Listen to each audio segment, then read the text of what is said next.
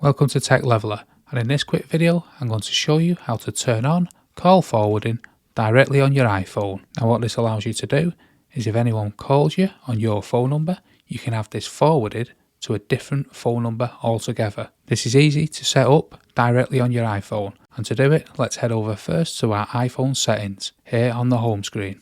Now we're in the iPhone settings, let's scroll all the way down until we get to the phone section here, and let's tap into that.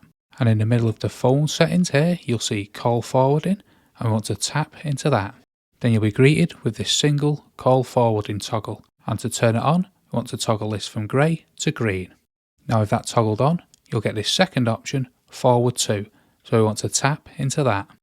Now on this page, you'll be able to enter a number that you want your call forwarded to.